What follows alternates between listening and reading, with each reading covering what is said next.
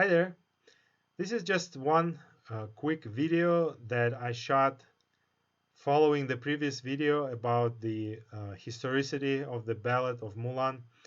And in this one, I want to talk about other indirect evidences that kind of support my my approach on this Tuoba Wei, Mulan being uh, part of the nomadic ancestry kind of theory.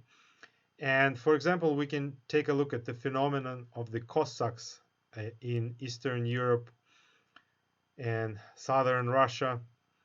Now, Cossacks, just like Toba and Tabgachi, they were originally part of Eurasian nomadic realm.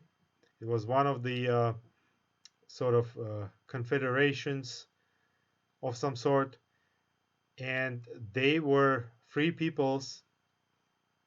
Uh, they were they had their own territory, their own rule, and for example, if we take a look at the Cossack Sich phenomenon, it was a free territory. The Zaporozhye Sich existed near the modern-day Crimea in Ukraine, north of the Black Sea, and it was a free territory formed originally by this kind of loose nomadic element, and they established their own sort of quasi-state where they elected their own ruler. He had his own cabinet. There was their own, military service system and etc. They had their own external affairs. They engaged with other states. So they were subject to no one, yet it was a very military democracy kind of state. It was very tough, but at the same time very fair state, and it attracted a lot of people, and that's why over time more and more Slavic population started uh, gravitating towards this Sich and gradually replaced the original nomadic population, but they adopted their lifestyle, their war tactics, and etc., their love of freedom, and etc. But at the same time, it, this kind of state of freedom lasted just a few centuries because neighboring settled nations became very powerful, and they constantly kept pressuring the Sich Cossacks, and finally they had to succumb to their powers and became mostly part of Russian Empire. And the agreement was that they protect the borders, and they started serving the empire. They got more and more Russified. They adopted Orthodox religion and etc. And finally, they became this kind of frontier borderline uh, great or substrate of Russian Empire. But they never fully integrated. Even to these days, Cossacks consider themselves a separate ethnicity within the Russian super ethnicity. And again, very similar to what happened to Tuoba Wei state, also was it was also a frontier borderline semi-nomadic, semi-settled state that later got assimilated by this great settled nation.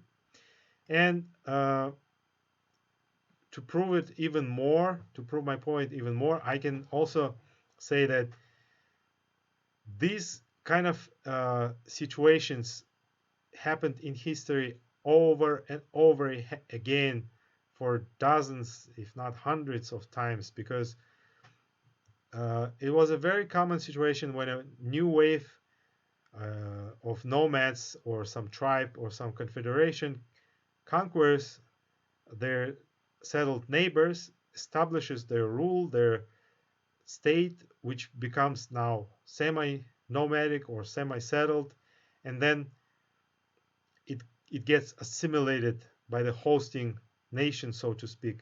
And here I just brought just a few examples. I'm not gonna get deep into this because you can research all of these by yourself. But just to quickly go over this list, we have the Mammolooks of Egypt. Also, Mamelook was a corp, military corp of warriors taken from the nomads, and they were raised as warriors from young age. Except for in this case, the Mamluks managed to take over the Egypt and establish their own rule for a few centuries until Napoleon era, actually. Another example is the Moguls of India. That's another great example when a small but very powerful unit of nomads invaded India and captured almost all of it or a big part of it, established their own rule that lasted for a few centuries, but then they got so assimilated with the locals that then they became part of Indian civilization.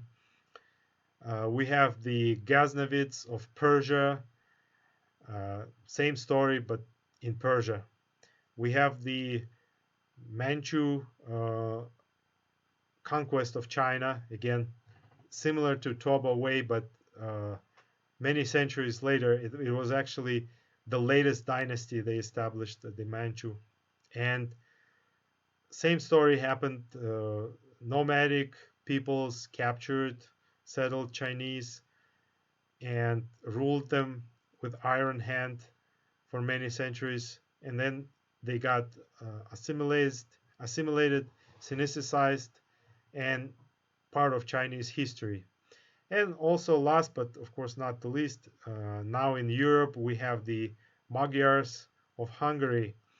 Again, nomadic invaders who captured the area of modern day Hungary, assimilated, mixed with locals, and formed the Kingdom of Hungary.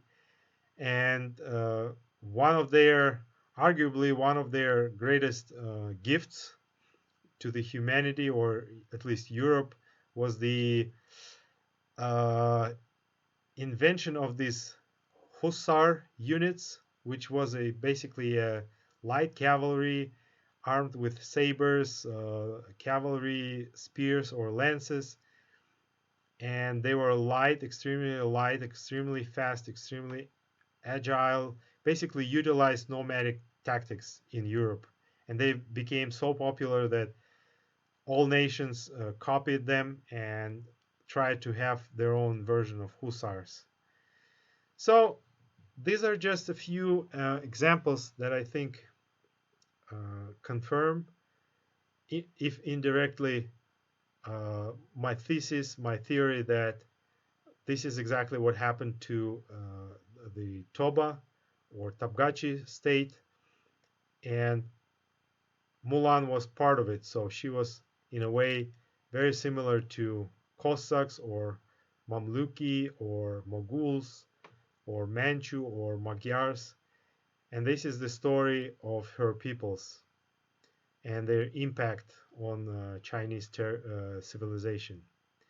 And this is the last video before the conclusion. There is one more left, so please bear with me, and thank you for watching this.